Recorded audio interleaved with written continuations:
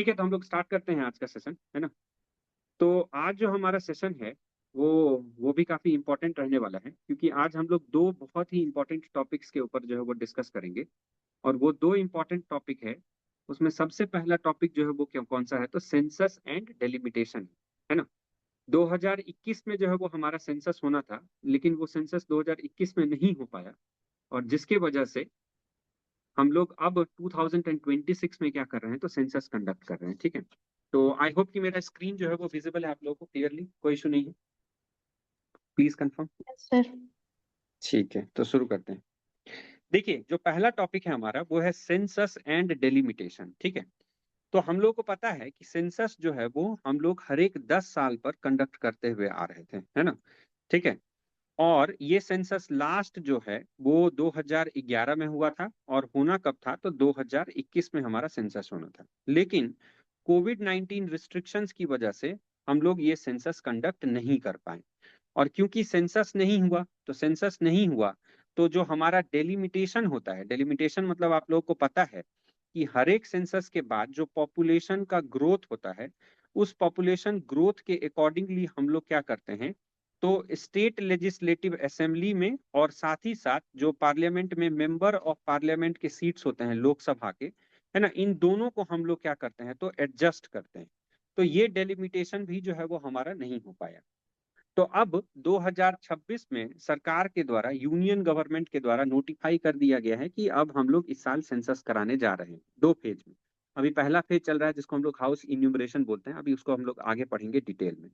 तो 2026 में यदि सेंसस होता है तो फिर उसके अकॉर्डिंगली डेलिमिटेशन भी होगा, जिसमें हम लोग ये देखेंगे कि जो नंबर ऑफ सीट्स हैं, है ना, पार्लियामेंट में, और साथ ही साथ जो है ना स्टेट लेजिस्लेटिव असेंबली में, उसको हम लोग क्या कर सकते हैं, तो इंक्रीज कर सकते हैं।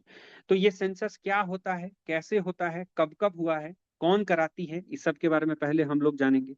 उसके बाद हम लोग जानेंगे कि ये डेलिमिटेशन क्या होता है, कब कब हुआ है। और इसके ऊपर कुछ जो है अभी क्वेश्चन मार्क उठ रहे हैं कि डेलिमिटेशन यदि होगा तो इसमें कुछ सदर्न स्टेट्स का ऐसा मानना है कि उसमें उनको लॉस देखने को मिल सकता है, और जबकि नॉर्दर्न स्टेट्स को जो है वो उसमें फायदा होगा। तो ये कैसे साउदर्न स्टेट्स को लॉस होगा, नॉर्दर्न स्टेट्स को फायदा होगा, और इसका बीच का रास्ता क्या निकल सकता है, इन सब चीजों के बारे में हम लोग इस सेशन में डिस्कस करेंगे। ठीक है, तो कॉन्टेक्स्ट हमारा क्या बोलता है, the central government has notified the commencement of house listing operations for 16 census. कौन सा नंबर सेंसस है ये, अभी 16 सेंसस है, और अभी स्टार्टिंग में हम लोग इसको दो फेज में कर रहे हैं। पहले फेज में हम लोग क्या करेंगे, तो हाउस लिस्टिंग करेंगे, है ना। फरवरी सितंबर से लेकर, सितंबर 2026 से लेकर, है ना, फरवरी जो है वो 2027 तक अभी जो है वो हाउस लिस्टिंग का काम जो है वो शुरू किया गया है। तो इस 16 सेंसस में हाउस लिस्टिंग किया जाएगा, the first nation wide census exercise since 2011, क्योंकि 2011 के बाद से हमारा सेंसस जो है वो नहीं हुआ है। कॉन्स्टिट्यूशनल फ्रेमवर्क क्या है इसका, तो आर्टिकल 82 बोलता है, enacts a delimitation act after every census, है ना। आर्टिकल 82 में हम लोग क्या देखते हैं कि डेलिमिटेशन होना है हर एक सेंसस के बाद, after each and every census. Similarly article 170 जो है वो रीएडजस्टमेंट ऑफ सीट्स है फॉर स्टेट लेजिस्लेटिव असेंबलीज में भी सीट रीएडजस्टमेंट करना पड़ेगा as per the growing demands of the population. तो उसको भी जो है वो हम लोग 170 के बाद तहत जो है वो हम लोग करेंगे। आर्टिकल 330 और 32 में क्या है, तो reservation of seats for the एससीज एंड एसटीज है। अब क्योंकि यदि सेंसस होगा और डेलिमिटेशन होगा और हमें पता चलता है कि किसी पर्टिकुलर एरिया में एससीज एंड एसटीज के पॉपुलेशन में ग्रोथ देखने को मिला है, तो उसके अकॉर्डिंगली उनके लिए सीट्स जो है वो भी रिजर्वेशन हमें क्या करना पड़ेगा, तो इंक्रीज करना पड़ेगा। उसके बाद आर्टिकल 337 भी इंपॉर्टेंट है हमारे लिए, कि इसमें parliament makes laws regarding the elections, है ना। पार्लियामेंट जो है वो क्या कर सकती है, तो लॉज बना सकती है रिगार्डिंग द इलेक्शन। तो इसी 337 का इस्तेमाल करके पार्लियामेंट या जो डेलिमिटेशन कमिटी है वो क्या करती है, तो रीएडजस्टमेंट ऑफ सीट्स करती है for state legislative assemblies as well as for the union government. और फाइनली आर्टिकल 329 ए बोलता है कि delimitation orders cannot be challenged in any court. ये सबसे इंपॉर्टेंट आर्टिकल है आपके लिए। ठीक है, ये पूछा जाएगा कि क्या हम लोग सेंसस के या डेलिमिटेशन के जो रिकमेंडेशंस हैं, डेलिमिटेशन कमिटी के रिकमेंडेशंस हैं, वो क्या बाइंडिंग नेचर के हैं या नहीं है। तो हम लोग बोलेंगे कि yes, it is of binding nature. सरकार ना चाहते हुए भी डेलिमिटेशन कमीशन के रिकमेंडेशंस को मानना पड़ेगा, और दूसरा इसमें स्पेशल प्रोविजन क्या है कि डेलिमिटेशन कमीशन के रिकमेंडेशन को हम किसी भी कोर्ट ऑफ लॉ में जाकर चैलेंज नहीं कर सकते हैं, मतलब कोई भी जुडिशियल रिव्यू जो है वो इसके ऊपर नहीं किया जा सकता है। तो पॉलिटी के आंसर्स में मैंने आपको पहले भी बताया हुआ है, जब हम लोगों ने टेस्ट का जो है वो डिस्कशन किया था। पॉलिटी के आंसर्स में 3 चीज आपके आंसर में रिफ्लेक्ट होने चाहिए। सबसे पहला, यदि आप पॉलिटी के आंसर लिख रहे हैं तो उसमें आपके आर्टिकल्स क्लियरली मेंशन्ड होने चाहिए, तो ये सारे आर्टिकल्स आपको याद कर लेने हैं अच्छे से। दूसरा, सुप्रीम कोर्ट के जजमेंट उसमें दिखने चाहिए, तो सुप्रीम कोर्ट का यदि कोई जजमेंट होता है किसी भी टॉपिक के रिगार्डिंग तो वो भी आपको पढ़ लेना है। और तीसरा, यदि कोई कमिटी का रिकमेंडेशन होता है तो उस कमिटी के रिकमेंडेशन को आपको दिखाना है। यदि ये 3 चीज आपके पॉलिटी के आंसर्स में रिफ्लेक्ट हो रहे हैं तो इसका मतलब आपको मार्क्स मिलेगा। यदि आप जनरलाइज्ड आंसर लिख के आएंगे और लोगों को ये लगता है कि मैंने बहुत अच्छा लिखा फिर मुझे नंबर नहीं मिले, तो उसका बेसिक रीजन यही होता है कि आपके पॉलिटी के आंसर्स में ना आपने आर्टिकल लिखा होगा, ना आपने सुप्रीम कोर्ट के जजमेंट्स लिखे होंगे, ना आपने कमेटी के रिकमेंडेशंस लिखे होंगे। तो ये 3 चीज जिनके भी आंसर में है उनको बहुत ही अच्छा मार्क्स मिलता है, ट्रस्ट में, ठीक है। तो इसलिए ये आर्टिकल जो है ये सारे हमारे लिए इंपॉर्टेंट हो जाते हैं, है ना। Article 82, 170, 332, 332, 337 and 329A। अब आगे बढ़ते हैं। अब देखिए, इसके बाद संविधान संशोधन, 84वां संविधान संशोधन हुआ था। 84th कॉन्स्टिट्यूशनल अमेंडमेंट एक्ट कब हुआ था? 2002 में। और उसमें ये कहा गया कि जो इंटर स्टेट शेयर्स है ना, ठीक है, इसको 1971 के सेंसस के अकॉर्डिंगली क्या कर दिया गया था? तो फ्रीज कर दिया गया था। मतलब 1971 के पॉपुलेशन के डेटा के अकॉर्डिंगली ही जो है वो अभी तक हमारा डेलिमिटेशन हुआ था, है ना। पॉपुलेशन का जो डेटा हमारे पास है वो 1971 के अकॉर्डिंगली ही हम लोग डेलिमिटेशन किए। और ये कब तक फ्रीज किया गया था? तो 2026 के सेंसस तक जो है वो हम लोगों ने इसको फ्रीज कर दिया था। तो ये सारे चीज जो है वो आपको ध्यान रखने हैं along with the articles and the 84th constitutional amendment act. अब देखिए, जो प्रेजेंट सेंसस है उसका की हाइलाइट्स क्या सब है। सबसे पहले कि इसमें फेज्ड टाइमलाइन है। मैंने बताया आपको कि ये सेंसस कितने फेज में होगा, बताइए। तो 2 फेज में कराया जाएगा। पहला फेज होगा जिसमें हम लोग हाउस लिस्टिंग या हाउस इन्यूमरेशन करेंगे। हाउस लिस्टिंग या हाउस इन्यूमरेशन मतलब क्या होता है कि पूरे देश में जितने भी हमारे पास जो है वो लोग हैं, उनका रेसिडेंशियल एरियाज का एक तरह से क्या किया जाएगा? तो मैपिंग किया जाएगा कि वो कहाँ रहते हैं, नंबर ऑफ हाउसेस कितने हैं, किस जगह पर उनका निवास स्थल है, ठीक है, ड्वेलिंग प्लेसेस क्या है। और फेज 2 में हम लोग क्या करेंगे? तो पॉपुलेशन इन्यूमरेशन करेंगे। जब हम लोग पॉपुलेशन इन्यूमरेशन करेंगे तो इसके बहुत सारे कोर एरियाज होते हैं, जिन एरियाज में डेटा को क्या किया जाता है? तो कलेक्ट किया जाता है। कुछ कोर एरियाज को इस पर ऐड किया गया है, उसके बारे में भी हम लोग अभी चर्चा करेंगे।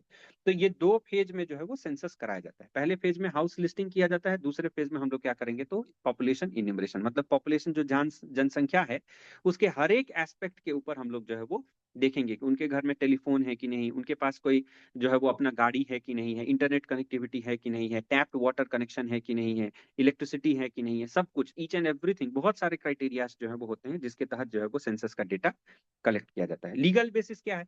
तो सेंसस इज कंडक्टेड बाय, ये याद रखना है नाम आप लोग को, रजिस्ट्रार जनरल ऑफ इंडिया, है ना। सेंसस कौन कंडक्ट करता है? Registrar general of India. कौन से मिनिस्ट्री के अंदर आते हैं? तो ministry of home affairs, MHA के अंडर आते हैं, ठीक है।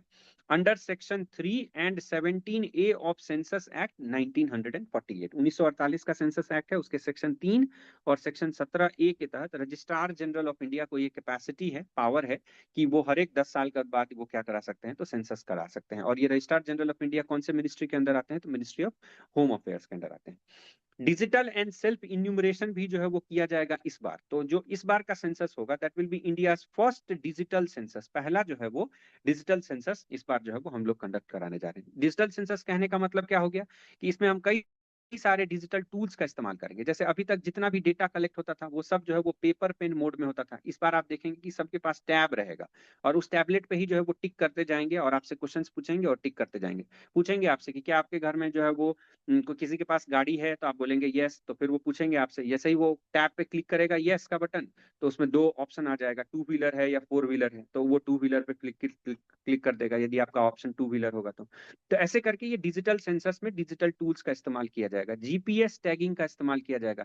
जो मैं बता रहा था आप लोगों को कि हाउस इन्यूमरेशन होगा, तो ये हाउस इन्यूमरेशन में क्या होगा कि एक बार जब उस डेटा को टैब में फीड कर दिया गया, उसके बाद आपके घर का जो है वो एक जीपीएस टैगिंग के साथ जो है एक फोटोग्राफ उसमें डाला जाएगा। जीपीएस टैगिंग के साथ फोटोग्राफ आप लोगों ने कभी देखा होगा, यदि नहीं देखा होगा तो सपोज कीजिए कि किसी का जैसे कभी घर वर बनता है तो उसमें नक्शा बनता है, मैप जिसको हम लोग बोलते हैं, है ना।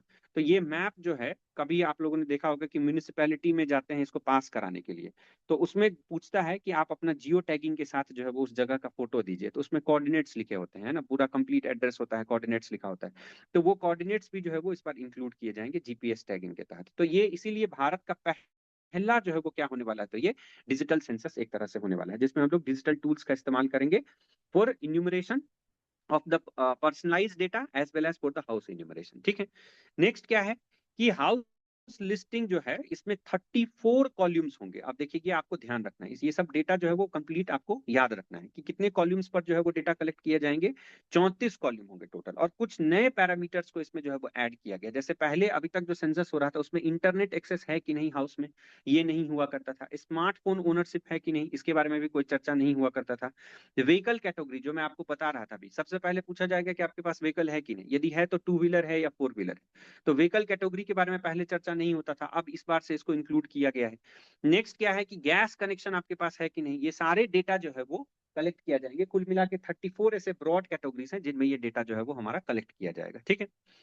नेक्स्ट क्या है कि हिस्टोरिकल एंड पॉलिटिकल सिग्निफिकेंस क्या सब है इसका। तो first nationwide caste enumeration जो है, अब देखिए कास्ट इन्यूमरेशन के ऊपर अभी बहुत चर्चा चल रहा है, तो हो सकता है कि इस बार आपको सेंसस जो है वो पूछ दिया जाए और कास्ट इन्यूमरेशन के एंगल पे पूछा जाए, क्योंकि कास्ट इन्यूमरेशन का भी इस बार के सेंसस में जो है वो चर्चा किया गया है। अब इसका डेटा जो है वो पब्लिक होगा या नहीं होगा वो अभी नहीं पता है, लेकिन पहला caste based nation wide enumeration जो है वो कब हुआ था, 1931 में हुआ था। उसके बाद 2011 का जो सेंसस था वो, उसमें भी कास्ट के डेटा को कलेक्ट किया गया था, लेकिन उसको पब्लिक जो है वो नहीं किया गया, ये आप लोग को पता होगा। बिहार गवर्नमेंट ने अलग से जो है वो social and economic caste based census जो है वो कराया था, जिसका डेटा जो है वो पब्लिक डोमेन में अवेलेबल है। तो पूरे nation wide caste based census 1931 के बाद जो डेटा पब्लिक हुआ वो अब कब होने जा रहा है, तो 2026 में, जैसा कि सरकार का दावा है। हो सकता है बाद में यदि कास्ट का कुछ ऊपर नीचे डिटेल आए तो हो सकता है कि वो मना कर दे शेयर करने से, लेकिन अभी तक जो इन्फॉर्मेशन है उसमें यही कहा गया है कि 1931 में जो कास्ट बेस्ड न्यूमरेशन हुआ था उसका डेटा पब्लिक है हमारे पास। अब जो 2026 में होगा उसका भी डेटा जो है वो लोगों में पब्लिक किया जाएगा। 2011 में हुआ था लेकिन उसका डेटा पब्लिक नहीं किया गया था।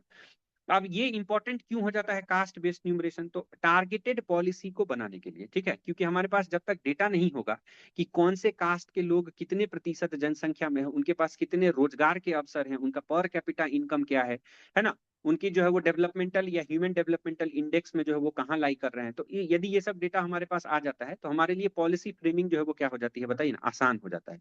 तो हम लोग स्पेसिफिक टारगेटेड पॉलिसीज जो है वो क्या कर सकते हैं, तो बना सकते हैं। तो वही लिखा गया है कि बेसिस फॉर फ्यूचर डिलिमिटेशन, तो एक तो फ्यूचर डिलिमिटेशन के लिए इंपॉर्टेंट होगा, है ना, और दूसरा क्या होगा, तो टारगेटेड पॉलिसी बनाने के लिए इंपॉर्टेंट होगा। वंस द कॉन्स्टिट्यूशनल, है ना, फ्रीज इज लिफ्टेड। अभी तक कॉन्स्टिट्यूशनल फ्रीज लगा हुआ है ना, कि कॉन्स्टिट्यूशनल फ्रीज के अकॉर्डिंगली क्या था कि 1971 का सेंसस का डेटा हम लोग यूज करेंगे, और उसके बाद जो है वो पॉपुलेशन कंट्रोल मेजर्स को ध्यान रखते हुए डेलिमिटेशन जो है वो नहीं किया गया था फर्दर, है ना। पॉपुलेशन हमारा काफी बढ़ गया लेकिन फिर भी जो है वो हम लोगों ने डेलिमिटेशन नहीं किया था, क्योंकि सब सारे स्टेट्स को ये अप्रोच करके बताया गया था कि आप अपने स्टेट्स में जो है वो पॉपुलेशन कंट्रोल मेजर्स पे ध्यान देंगे ज्यादा से ज्यादा। ठीक है, तो ये इंपॉर्टेंट हो जाता है हमारे लिए। अब need for caste based census क्यों है, जो अभी हम लोग डिस्कस कर रहे थे, तो इसमें हम लोग पढ़े कि एविडेंस बेस्ड सोशल जस्टिस जो है वो प्रोवाइड करना जरूरी है। जैसे अभी यदि बिहार की सिर्फ बात करें तो एक कम्युनिटी है जिसको हम लोग बोलते हैं Dom, and next one is Musahar. ठीक है, दोनों जो है वो एससी में आते हैं। इनकी पॉपुलेशन जो है वो हमारे यहाँ लगभग जो है वो 3 से 4% है, लेकिन जो सरकारी सेटअप में इनका रिप्रेजेंटेशन जो है वो लेस देन 0.5% है। मतलब बहुत कम लोग जो है वो सरकारी सेटअप में, सरकारी गवर्नमेंट में आ पाते हैं, है ना। और जो ये है मतलब जो ऑर्गेनाइज सेक्टर के जॉब्स हैं उसमें भी इनका रिप्रेजेंटेशन बहुत कम है। तो इसीलिए सरकार ऐसी डेटा यदि कलेक्ट कर लेती है तो हमें पता चल सकता है कि इन ऑस्ट्रासाइज्ड कम्युनिटी को हम कैसे जो है वो फोकस करके उनको जो है वो डेवलपमेंटल फ्लो से जोड़ सकते हैं। तो एविडेंस बेस्ड सोशल जस्टिस करने के लिए ये इंपॉर्टेंट है। करंट कास्ट डेटा जैसा हम लोग ऊपर डिस्कस कर दिए कब का है, 1931 का है, और ये आउटडेटेड हो गया है।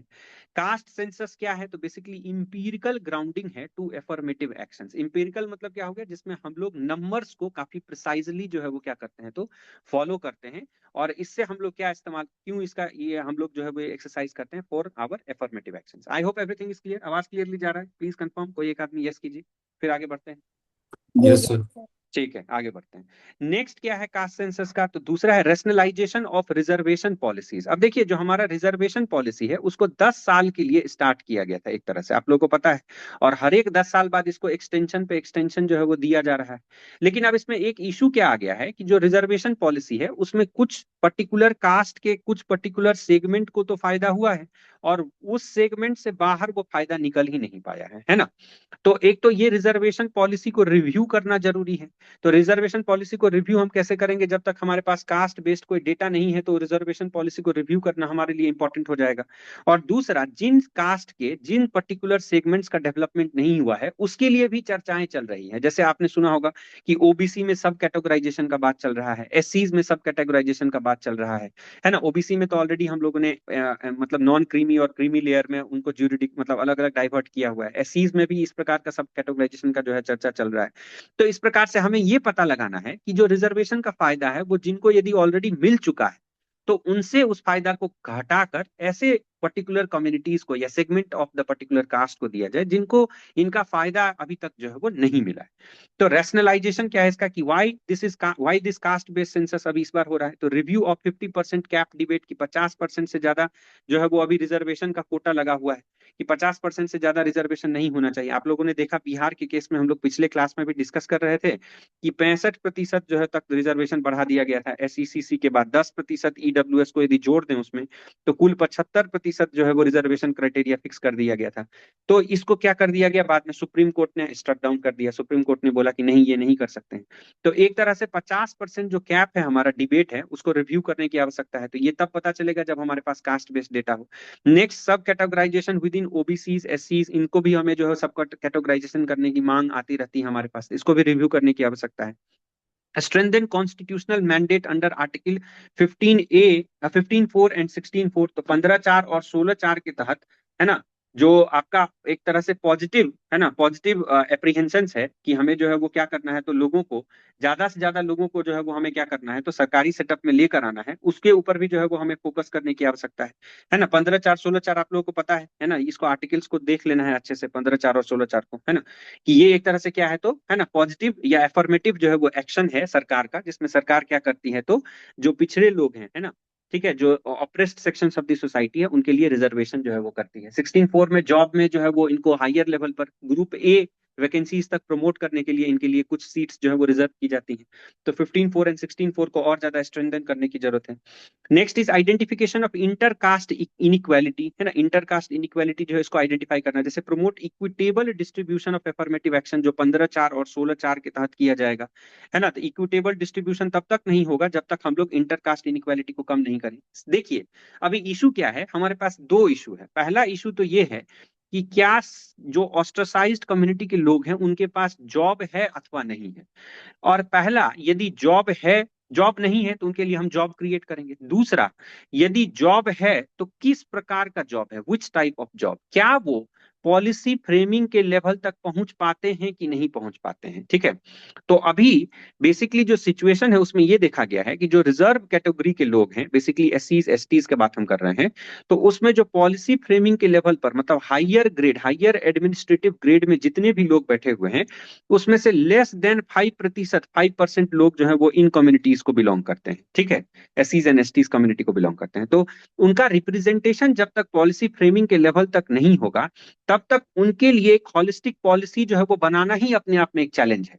क्योंकि हो सकता है कि दूसरे कास्ट या दूसरे जो सेक्शन के लोग, सेगमेंट के लोग वहां पर पॉलिसी फ्रेमिंग कर रहे हैं, वो उनके प्रॉब्लम्स को उतनी अच्छी ढंग से नहीं समझ पाए, और जब तक उनका पर्टिकुलर रिप्रेजेंटेशन नहीं होगा तब तक उनके प्रॉब्लम्स को रिप्रेजेंट नहीं किया जाएगा और पॉलिसी में उनको इंक्लूड नहीं किया जाएगा।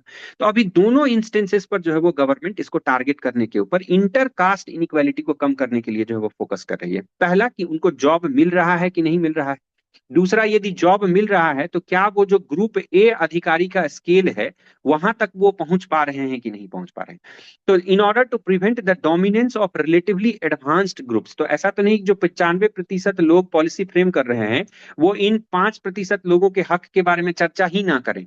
एक तरह से जो 95% लोगों का डोमिनेंस है वही सिर्फ रिफ्लेक्ट होकर बार बार पॉलिसी में दिखते रहे। इसके लिए भी एसईसीसी, मतलब जो कास्ट बेस्ड सेंसस 2026 में किया जा रहा है, वो इंपॉर्टेंट हो जाता है। Next is better targeting of welfare schemes.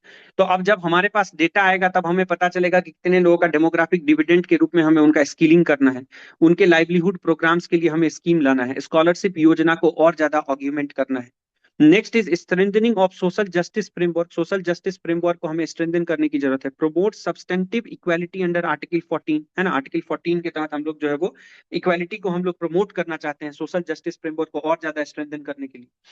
अब देखिए यहाँ पर political representation and delimitation context है ना, कि यदि कास्ट बेस्ड इन्यूमरेशन किया जाता है तो उससे पॉलिटिकल रिप्रेजेंटेशन क्या होगा, तो बढ़ेगा। उसको एक फ्लो चार्ट के थ्रू जो है वो यहाँ दिखाया गया है, और ये काफी अच्छा फ्लो चार्ट है, इसको आप लोग यूज कर सकते हैं। जैसे कास्ट डेटा यदि हमारे पास आता है तो वो हम लोग उसका इस्तेमाल कर सकते हैं किसमें, तो डेलिमिटेशन में, सेंसस एंड डेलिमिटेशन में। इससे क्या होगा, तो इससे जो रिप्रेजेंटेशन है कहीं ना कहीं उस पर्टिकुलर कास्ट का, उसके ऊपर जो है वो डिबेट होगा कि उसका रिप्रेजेंटेशन जो है वो बढ़ाया जाए। तो जो हम लोग ऊपर डिस्कस कर रहे थे कि एससीज एंड एसटीज के लिए जो रिजर्व सीट्स हैं, उन रिजर्व सीट्स को क्या किया जा सकता है बताइए ना, तो बढ़ाया जा सकता है। ठीक है, तो ये पॉलिटिकल रिप्रेजेंटेशन जो है वो बढ़ सकता है उनका। Ensures fair political voice of marginalize sections, है ना, कि जो लोग बहुत ज्यादा मार्जिनलाइज्ड हैं, है ना, उनके ऊपर जो है वो, है ना, उनको हम लोग मेन स्ट्रीम में हम लोग क्या कर सकते हैं, तो ले आ सकते हैं। ये भी इसका फायदा जो है वो हमें देखने को मिलेगा। तो ये हो गया आपका सेंसस से रिलेटेड टॉपिक और सेंसस से रिलेटेड कुछ इंपॉर्टेंट पॉइंट्स। तो इसमें आपको ध्यान क्या सब रखना है, सबसे पहले वो इंपॉर्टेंट, सबसे ज्यादा इंपॉर्टेंट क्लूज या पॉइंट क्या है, तो आपको आर्टिकल ध्यान रखना है, ये सारे 82, 170, 330, 332, 337, 329 है। कौन सा हमारा सेंसस है वो ध्यान रखना है, 16 सेंसस है आपका। लास्ट सेंसस कब हुआ था, 2011 में हुआ था। इसके बाद आपको ध्यान क्या रखना है, तो 84th कॉन्स्टिट्यूशनल अमेंडमेंट जो हुआ था वो ध्यान रखना है आपको, कि जिसके बाद जो है वो क्या किया गया, तो कास्ट जो है वो एक तरह से सेंसस जो है वो, है ना, 91 से 1971 के डेटा के अकॉर्डिंगली सेट किया गया। की हाइलाइट्स कुछ कुछ ध्यान रखने हैं कि ये कास्ट, ये जो सेंसस होगा वो दो फेज में किया जाएगा। पहले फेज में हाउस इनलिस्टिंग होगा, दूसरे फेज में पॉपुलेशन इन्यूमरेशन होगा। इसका लीगल बेसिस ध्यान रखना है, कौन करते हैं, तो रजिस्ट्रार जनरल ऑफ इंडिया करते हैं। सेंसस एक्ट है 1948 का, एमएचए के अंडर आते हैं और सेक्शन 3 एंड 17A के तहत होता है। पहली बार जो है वो डिजिटल सेंसस हो रहा है, इसमें 34 कॉलम्स का इस्तेमाल करेंगे, कुछ नए पैरामीटर्स जो है वो जोड़े गए हैं। तो ये सब आपको क्लियरली जो है वो ध्यान रखना है। इसके कुछ पॉजिटिव्स कास्ट बेस्ड सेंसस के जो है वो आपको ध्यान रखने हैं। अब हम लोग अपने नेक्स्ट इसी टॉपिक पे चलते हैं, जो इसी का पार्ट है, वो हमारा क्या है, तो डेलिमिटेशन। सबसे ज्यादा कंट्रोवर्सी अभी इसी पर चल रहा है, specially northern states versus southern states के ऊपर। तो पहले इसको समझते हैं कि ये डेलिमिटेशन क्या होता है, कैसे होता है। तो कॉन्टेक्स्ट क्या है, announcement of delimitation of constituencies of Lok Sabha, है ना, लोकसभा के कॉन्स्टिट्यूएंसीज को हम लोग क्या करेंगे, तो डिलिमिट करेंगे। And state legislative assemblies by central government, है ना, state legislative assemblies by the central government. क्या है प्रोसेस, कैसे होता है, तो सबसे पहले डेलिमिटेशन में हम लोग क्या करते हैं कि नंबर ऑफ सीट्स को हम लोग फिक्स करते हैं, कि किसी पर्टिकुलर स्टेट में, जैसे सपोज कीजिए, है ना, बिहार है, तो इसमें नंबर ऑफ स्टेट्स जो है वो लोकसभा के लिए कितना होगा, राज्यसभा के लिए कितना होगा, as per the population requirement, जो अभी तक हम लोग प्रोसेस फॉलो करते आ रहे हैं। साथ ही साथ इसमें क्या किया जाता है, जो कॉन्स्टिट्युएंसी है उसके टेरिटोरियल बाउंड्री को भी फिक्स किया जाता है। मान लीजिए कोई यदि टेरिटरी है या फिर कोई यदि कॉन्स्टिट्युएंसी है, उसमें पॉपुलेशन का रैपिड एक्सपेंशन हो गया पिछले 10 साल में, 10 साल नहीं, अब तो ये 15 साल हो गया, रैपिड एक्सपेंशन हो गया यदि, तो इस रैपिड एक्सपेंशन के टाइम पीरियड में हम लोग क्या कर सकते हैं डेलिमिटेशन में, कि इसके बाउंड्री को हम लोग क्या कर सकते हैं, तो बढ़ा सकते हैं आफ्टर डेलिमिटेशन, है ना, ताकि और भी लोग जो दूसरे कॉन्स्टिट्युएंसी में थे, उन कॉन्स्टिट्युएंसी में नहीं जाकर इस पर्टिकुलर कॉन्स्टिट्युएंसी के एरिया को हम लोग एक्सपैंड कर सकते हैं। जैसे सपोज कीजिए पटना है, तो उसका हम लोग देखते हैं कि बहुत ज्यादा तेजी से क्या हुआ है, तो एक्सपेंशन हुआ है ना। ठीक है, तो इस एक्सपेंशन की वजह से जो नंबर ऑफ कॉन्स्टिट्युएंसी है पटना में ही, हाँ, है ना, उसको हम लोग क्या कर सकते हैं, तो इंक्रीज कर सकते हैं। ठीक है, जैसे सपोज कीजिए कोई और यदि डिस्ट्रिक्ट है, जैसे जनरली क्या होता है कि बहुत सारे डिस्ट्रिक्ट्स में जो कॉन्स्टिट्युएंसी होता है वो दो होते हैं, एक होता है रूरल, है ना, और एक क्या होता है, तो अर्बन होता है। इन दोनों के अलावा भी बहुत सारे कॉन्स्टिट्युएंसीज जो है वो बनाया जा सकता है, that will depend upon the, है ना, डेलिमिटेशन कमिटी। तो लोकसभा के लिए ये होता है और स्टेट लेजिस्लेटिव असेंबलीज के लिए होता है। दैट इंश्योर्स व्हाट, ये इंश्योर करता है basically, ensures proportional representation based on population change. ठीक है, कि हर एक स्टेट से जो रिप्रेजेंटेशन है वो उसके पॉपुलेशन के प्रोपोर्शन में आ रहे हैं लोग एमपी बन के लोकसभा और राज्यसभा में, की नहीं आ रहे हैं, ये पॉपुलेशन प्रोपोर्शन को मेंटेन करने के लिए डेलिमिटेशन किया जाता है, ये आप लोगों को पता है, ठीक है। तो basically this is the process of fixing. अब डेलिमिटेशन कैसे किया जाता है, तो this is a constitutional mandate, एक कॉन्स्टिट्यूशनल मैंडेट है, और इसको 1976 के बाद सस्पेंड कर दिया गया था in order to prevent penalising states that have controlled population growth, है ना। बहुत सारे स्टेट्स उस समय ही पॉपुलेशन कंट्रोल मेजर्स को बहुत ज्यादा प्रोएक्टिवली जो है वो क्या कर रहे थे, तो मॉनिटर कर रहे थे और इंप्लीमेंट कर रहे थे।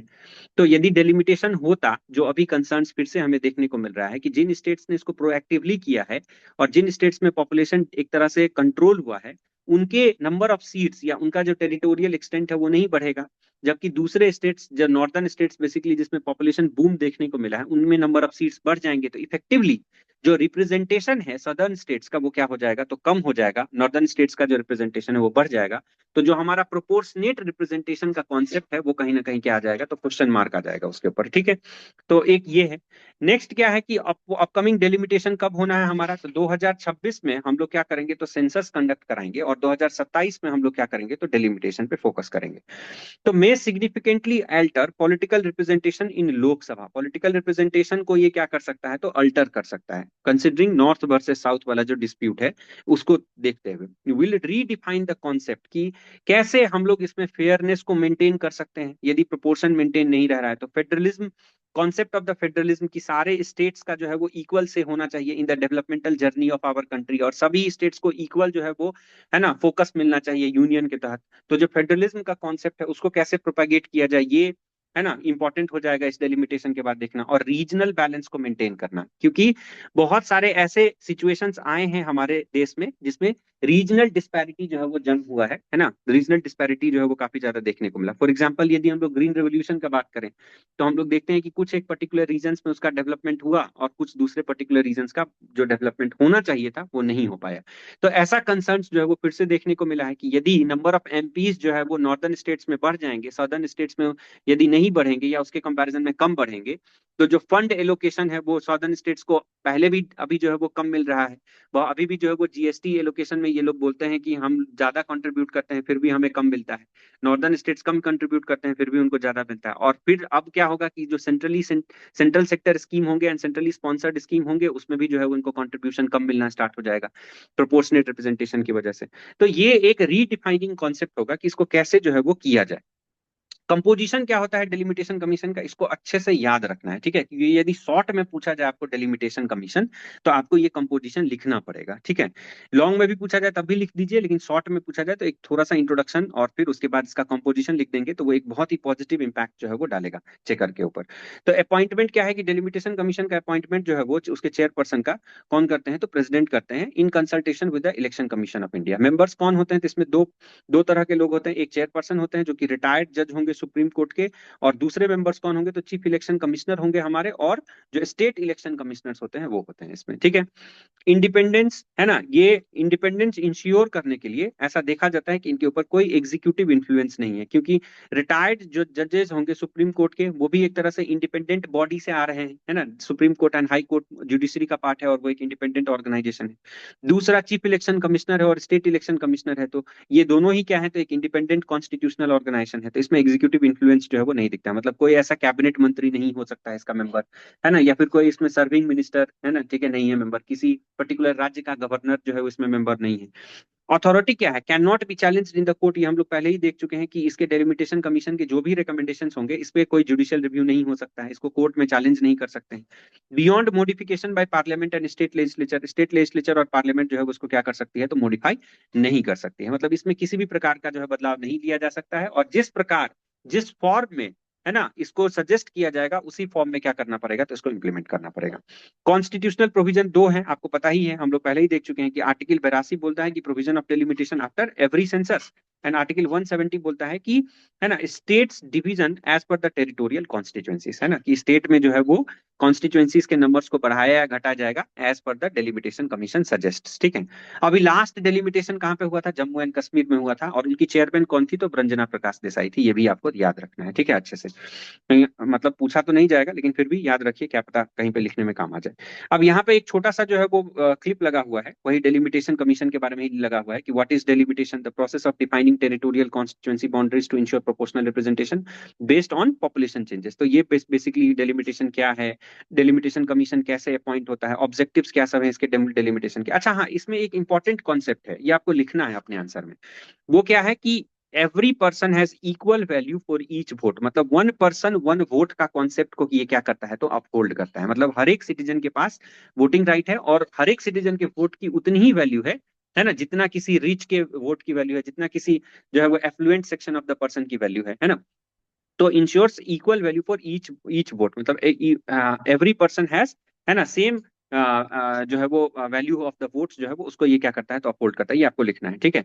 Adjust constituencies boundaries based on the demographic shifts to ensure fair representation, eliminates wide disparities in constituency. तो ये बेसिकली ऑब्जेक्टिव्स जो है वो डेलिमिटेशन के बेसिस आपको पता चल ही गया। आर्टिकल 82 और आर्टिकल 170, 82 एंड 170 में है। फैक्टर्स कौन कौन से हैं, ठीक है, driving the need for delimitation. तो जैसे यहाँ पे एक एग्जांपल दिया हुआ है, ठीक है, करेक्टिंग पॉपुलेशन डिस्पैरिटीज। जैसे एमपीज इन लार्ज स्टेट्स जैसे कि उत्तर प्रदेश है, दे रिप्रेजेंट 25+ लाख वोटर्स, है ना। अब जैसे एक एमपी यदि उत्तर प्रदेश में है तो एक डेटा दिया हुआ है कि ये 25 लाख से ज्यादा वोटर्स को क्या करता है तो, है ना, रिप्रेजेंट करता है। जबकि छोटे स्टेट्स में ये 10 लाख के पॉपुलेशन को जो है वो, है ना, या उससे भी कम पॉपुलेशन को एक एमपी जो है वो रिप्रेजेंट करता है। तो एक तरह से प्रोपोर्शनल रिप्रेजेंटेशन हमें नहीं देखने को मिल रहा है अब, है ना, क्योंकि पॉपुलेशन हमारा बढ़ चुका है लेकिन नंबर ऑफ सीट्स जो है वो, नंबर ऑफ एमपीज जो है वो नहीं बढ़े हैं।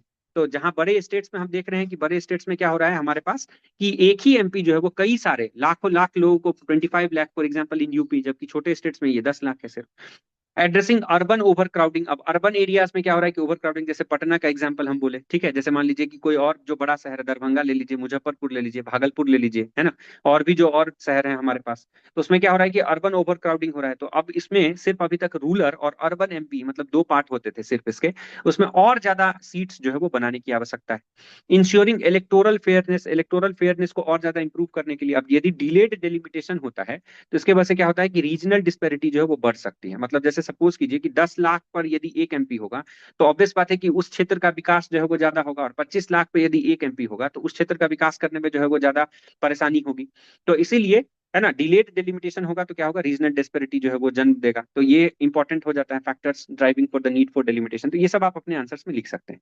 अब की माइलस्टोन्स क्या सब है डिलिमिटेशन में, तो हमें पता है कि डिलिमिटेशन कमीशन कब कब फॉर्म हुआ था। तो अभी तक जो है वो 4 बार फॉर्म हो चुका है। कब कब, 52 में, 1952, 1963, 73 और 2002 में, है ना। उसके बाद से डिलिमिटेशन नहीं हुआ। अब 42nd अमेंडमेंट एक्ट था 1976 का। ये पहला अमेंडमेंट एक्ट था जिसने डिलिमिटेशन के ऊपर जो है वो, है ना, एक तरह से मतलब फ्रीज किया था। Seat allocation frozen post 2000 census to protect the low growth states, है ना। 42nd अमेंडमेंट एक्ट के बाद नेक्स्ट कौन सा हुआ तो 84th कॉन्स्टिट्यूशनल अमेंडमेंट एक्ट हुआ, जिसके तहत 2000 से बढ़ाकर इसको 2026 तक जो है वो एक तरह से कर दिया। यहाँ पे लिखा हुआ है वो आपका, है ना, कि 84th कॉन्स्टिट्यूशनल अमेंडमेंट एक्ट 2002 में आता है, जिसमें 2026 तक जो है वो इसको फ्रोज कर दिया था। तो ये एक डेलिमिटेशन का ओवरऑल जो है वो व्यू है। इसको यदि आप लोग पढ़ लेंगे तो यहाँ से आपका मोस्ट ऑफ द थिंग्स जो है वो क्लियर हो जाएगा। ऑब्जेक्टिव्स क्या सब है, तो यही ऑब्जेक्टिव यहाँ पे, है ना, हैंड रिटन फॉर्म में भी दिया गया है कि करेक्ट जो है वो इम्बैलेंसेस, जो वही 25 लाख और 10 लाख का हम लोग डिस्प्यूट देख रहे हैं, जो इम्बैलेंस है उसको करेक्ट करना। इंश्योर यूनिफॉर्म वोटर स्ट्रेंथ, है ना, यूनिफॉर्म वोटर स्ट्रेंथ हर एक कॉन्स्टिट्यूएंसी में इसको इंश्योर करना। इलेक्टोरल इंटीग्रिटी को अपहोल्ड करना। Adjust territorial boundaries with demographic shift. अब जैसे जैसे पॉपुलेशन बढ़ते गया है तो वैसे वैसे number of member of parliamentarians को भी क्या करना पड़ेगा, बढ़ाना पड़ेगा। That was one of the reason कि अभी नए पार्लियामेंट में जो है वो, है ना, हम लोग शिफ्ट कर चुके हैं। पुराने पार्लियामेंट में ये कहा गया कि उसमें जो सिटिंग कैपेसिटी है वो बहुत कम है, और नए एस्पायरिंग इंडिया के लिए नंबर ऑफ पार्लियामेंटेरियंस को बढ़ाने की आवश्यकता है ना। 800 से अधिक जो है वो मेंबर ऑफ लोकसभा, है ना, होंगे। तो अब हमारे पास सिटिंग अरेंजमेंट नहीं था पुराने पार्लियामेंट में, इसलिए नया पार्लियामेंट जो है वो बनाया गया, ताकि डेलिमिटेशन से पहले ही नए पार्लियामेंट में शिफ्ट कर जाएंगे तो यदि डेलिमिटेशन होगा तो लोगों की सिटिंग कैपेसिटी जो है वो उसको इंश्योर किया जा सके। प्रिवेंट अनइवन डिस्ट्रीब्यूशन को प्रिवेंट करने के लिए preserve fairness of democratic representation, जो one vote one person one vote का कॉन्सेप्ट है उसको और अपहोल्ड करने के लिए। अब नीड क्या है डेलिमिटेशन का, करेक्टिंग पॉपुलेशन बेस्ड डिस्पैरिटीज, है ना, पॉपुलेशन बेस्ड डिस्पैरिटीज है उसको करेक्ट करना। एड्रेसिंग अर्बन ओवर क्राउडिंग जो ऊपर हम लोग देख रहे थे, है ना, जो अर्बन एक तरह से हब्स क्रिएट हो रहे हैं, वहीं पर सिर्फ विकास देखने को मिल रहा है, दूसरे क्षेत्र में विकास नहीं देखने को मिल रहा है। ऐसा क्यों है? क्योंकि मोस्ट ऑफ द फोकस जो है वो उसी एरिया में है, और वहां पर ओवर क्राउडिंग हो गया है। तो उसमें भी अब अलग अलग कॉन्स्टिट्यूएंसीज में उसको डेवलप डिस्ट्रीब्यूट करने की आवश्यकता है, ताकि सारे ओवर क्राउडेड एरियाज के ऊपर क्या हो सके, तो इक्वल जो है वो फोकस हो सके। Next is recognising democratic shift, है ना, डेमोक्रेटिक शिफ्ट को रिकॉग्नाइज करना। डेमोक्रेटिक शिफ्ट मतलब वही जैसे नॉर्थ वर्सेस साउथ का आपका कॉन्सेप्ट चल रहा है, तो ये एक तरह से डेमोक्रेटिक शिफ्ट है ना, कि पहले जो है वो most of the southern states जो है वो डेवलपमेंटल फेज में चल रहे थे, नाउ दे आर डेवलप्ड। अब नॉर्दर्न स्टेट्स का जो है जब डेवलपमेंट की बारी आ रही है, तो हमें प्रोपोर्शनल रिप्रेजेंटेशन हम कैसे इंश्योर कर सकते हैं, इसको फोकस करना। Ensuring electoral fairness, one person one vote again, है ना, उसको अपहेल्ड करना। ठीक है, तो ये सब सारा जो है that is the need for delimitation. ठीक है, अब आगे बढ़ते हैं। नेक्स्ट क्या है कि अब इसमें सिग्निफिकेंस क्या है डेलिमिटेशन का, तो ये सब कॉमन पॉइंट्स हैं जो आप बार बार अलग अलग एस्पेक्ट्स में लिख सकते हैं, सिग्निफिकेंस में लिख सकते हैं, नीड में लिख सकते हैं। फेयर रिप्रेजेंटेशन, है ना, seat adjustment, uphold one citizen one vote one value concept, this is the key word, है ना, इसको यूज करना है हमें, जैसा कि मैंने ऊपर भी बताया आपको कि one citizen one vote and one value को, है ना, हमें क्या करना है, तो अपहोल्ड करना है। इक्विटी अपहोल्ड करना, equitable distribution of the seats, that is territorial boundaries readjustment, reserve seat for एससीज एंड एसटीज, जो ऊपर हम लोगों ने चर्चा किया। बार बार ऐसा क्यों देखने को मिल रहा है आपको, ताकि आप जब इस नोट्स को एक से दो बार पढ़ लें तो आपको मोस्ट ऑफ द प्रोविजंस जो है वो अच्छे से कंठस्थ हो जाएं, और उसको आपको रिप्लिकेट करने में अपने आंसर्स में जो है वो दिक्कत नहीं आए। ऐसा ना हो कि क्वेश्चन जब आपके सामने में आए तो आप पॉइंट्स रिकॉल नहीं कर पा रहे हैं। इसी नोट्स को आप बार बार पढ़ लेंगे, दो बार पढ़ेंगे, फिर स्टार्टिंग में और दो बार पढ़ेंगे बाद में, तो आपको जो है वो अच्छे से ये सारी चीजें जो है वो आपके दिमाग में बैठ जाएंगी। तो रिजर्व सीट्स फॉर एससीज एंड एसटीज, जिसके बारे में हम लोग चर्चा कर रहे थे कि इंश्योर्स एडिक्वेट पॉलिटिकल रिप्रेजेंटेशन। अब देखिए, ये फेडरलिज्म का एक कॉन्सेप्ट जो हम लोगों ने ऊपर डिस्कस किया था, उसके बारे में भी यहाँ पे चर्चा किया गया है। ठीक है, कि जो नॉर्थ वर्सेस साउथ है ना, नॉर्थ वर्सेस साउथ का जो एक इशू चल रहा है वो भी इंपॉर्टेंट है, कि क्या ये फेडरलिज्म को अपहोल्ड कर पाएगा या नहीं कर पाएगा। तो अभी हम लोग देखते हैं कि प्रोपोर्शनल रिप्रेजेंटेशन है, मतलब फेडरल कंसिडरेशन एक तरह से हो रहा है। बाद में पॉपुलेशन बेस्ड यदि हम लोग करते हैं, तो उसमें रिप्रेजेंटेशन को बैलेंस रखना, ताकि फेडरल प्रोविजंस और जो स्टेट्स के रिक्वायरमेंट हैं दोनों को सेम तराजू के ऐसे बैलेंस करना ताकि वो इक्वली रहे, ये इंपॉर्टेंट फैक्टर जो है वो हमारे लिए देखने को हो सकता है।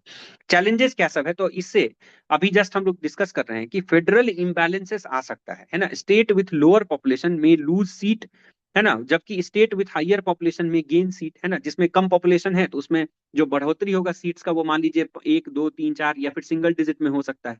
जबकि जो छोटे स्टेट्स भी हैं और उनमें पॉपुलेशन का ग्रोथ काफी तेजी से हो गया, है ना, बड़े स्टेट के मुकाबले भी, जिसमें पॉपुलेशन का ग्रोथ उतना तेजी से नहीं हुआ, तो उसमें क्या होगा, नंबर ऑफ सीट्स जो है वो, है ना, टू डिजिट में बढ़ सकता है। तो इससे क्या होगा कि एक तरह से सीट्स का इंबैलेंस क्रिएट होगा, नंबर ऑफ एमपीज जो है वो उसमें डिस्प्रोपोर्शनेटली जो है वो डिस्ट्रीब्यूट होंगे, और इसके वजह से फंड्स का एलोकेशन जो है वो डिस्प्रोपोर्शनेटली हो सकता है, जिससे हमें रीजनल डिस्पैरिटी देखने को मिल सकती है। तो ये की चैलेंज है कि कैसे इसको जो है वो हम लोग इंश्योर कर सकते हैं। Next is impact on regional parties. अब state based parties reduced representation, मान लीजिए किसी का यदि सीट कम हो गया, तो राज्यसभा में क्या होगा, उनके एमपीज का जो है वो, है ना, नंबर कम हो जाएगा, और राज्यसभा में एमपीज का नंबर कम होगा मतलब एक तरह से उनका से जो है यूनियन गवर्नमेंट में वो क्या हो जाएगा, तो रिड्यूस हो जाएगा। तो ये डायरेक्टली इंपैक्ट किसको करेगा बताइए ना, रीजनल पार्टीज को इंपैक्ट करेगा। तो जिससे रीजनल पार्टीज के जो वॉइसेस हैं वो क्या हो जाएंगे, तो वीक हो जाएंगे एक तरह से। Redrawing reserve seats, demographic shift में अल्टर एससी एसटी सीट, है ना, एससी एसटी के सीट में जो है वो डेमोग्राफी बढ़ने की वजह से क्या हो सकता है, तो अल्टरेशन देखने को मिल सकता है। कहने का मतलब क्या हुआ कि सपोज कीजिए कि किसी पर्टिकुलर एरिया में हो सकता है कि एससी एसटी के जो है वो पॉपुलेशन में ग्रोथ आया हो, लेकिन ये एससी एसटी के पॉपुलेशन में ग्रोथ होने के साथ साथ, क्योंकि एससी एसटी में जो है वो डेवलपमेंटल फैक्टर्स में इंक्रीज हुआ है, तो अब उस एरिया से वो माइग्रेट करके कहीं और चले गए। तो total number of SC ST में तो ग्रोथ आया है, लेकिन क्योंकि उनका माइग्रेशन हो गया अलग अलग डेवलपमेंटल फैक्टर्स की वजह से, तो जो सीट्स उनके लिए रिजर्व होने चाहिए उस पर्टिकुलर एरिया में वो नहीं हो पाए।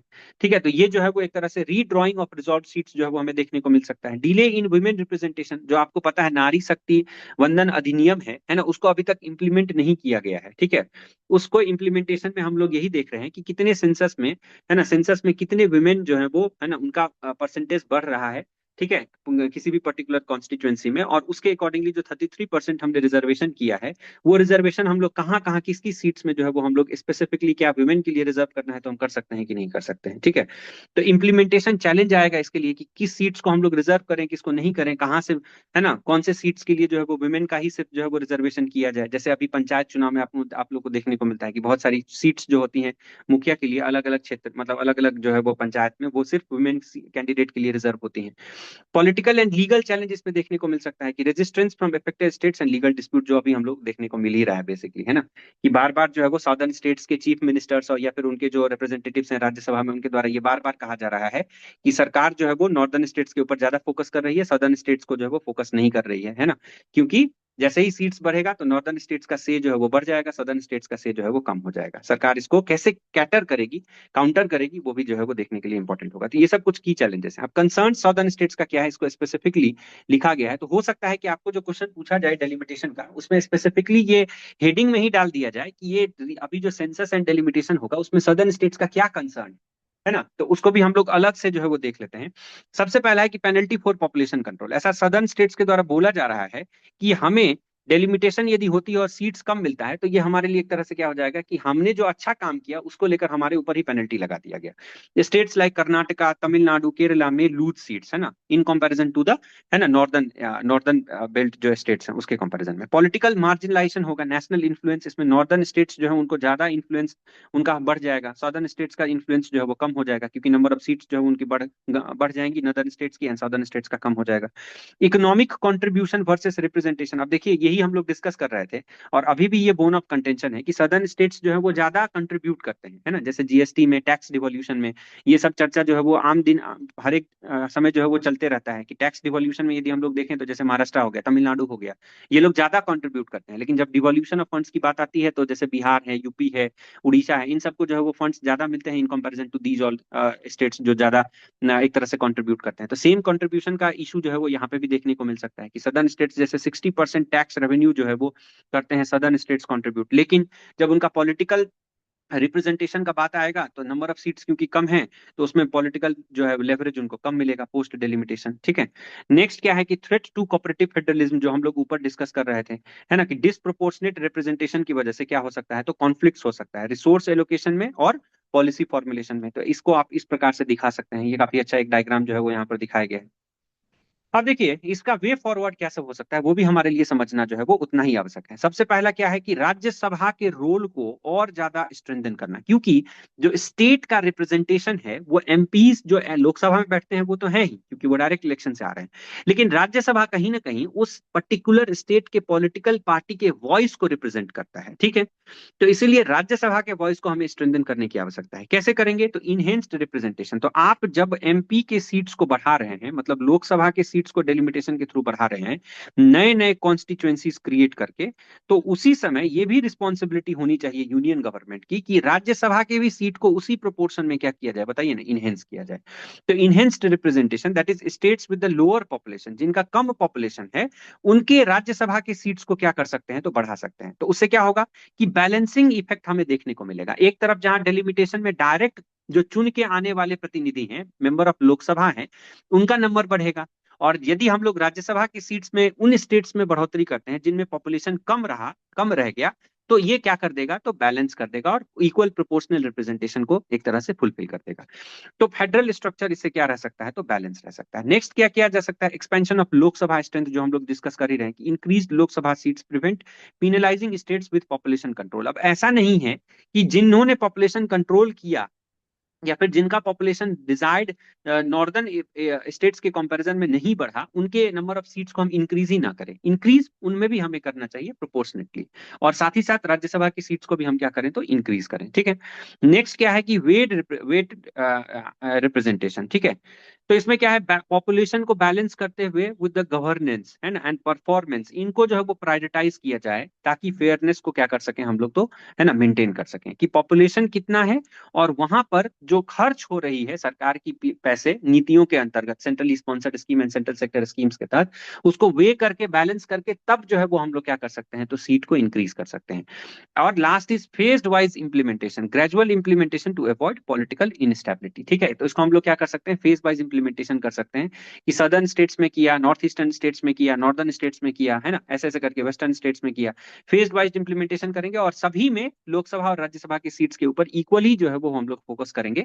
तो हमें जो है वो इस प्रकार के कंट्रोवर्सी से जो है वो हमें, है ना, जो है वो एक तरह से, है ना, वो देखने को मिल सकता है कम। तो ये बेसिकली हमारा सेंसस एंड डिलिमिटेशन का टॉपिक था, इतना आपके लिए इंपॉर्टेंट है। इसमें सबसे इंपॉर्टेंट क्या है कि सेंसस क्या है, कैसे होता है, ये सब सारी फैक्टर्स जो है वो आपको ध्यान रखना है। डिलिमिटेशन क्या है, कैसे होता है, और डिलिमिटेशन में सदर्न स्टेट्स का कंसर्न क्या है ना, चैलेंजेस क्या सब है उसके, और वे फॉरवर्ड क्या सब हो सकता है। तो इसके बारे में आपको हॉलिस्टिकली जो है वो इसको पढ़ लेना है बार बार। और इससे रिलेटेड जब क्वेश्चंस आप लिखेंगे तो ये एक तरह से आपका कॉन्क्रीट हो जाएगा। इसमें हम लोग दो तीन तरह के प्रश्न लिखेंगे।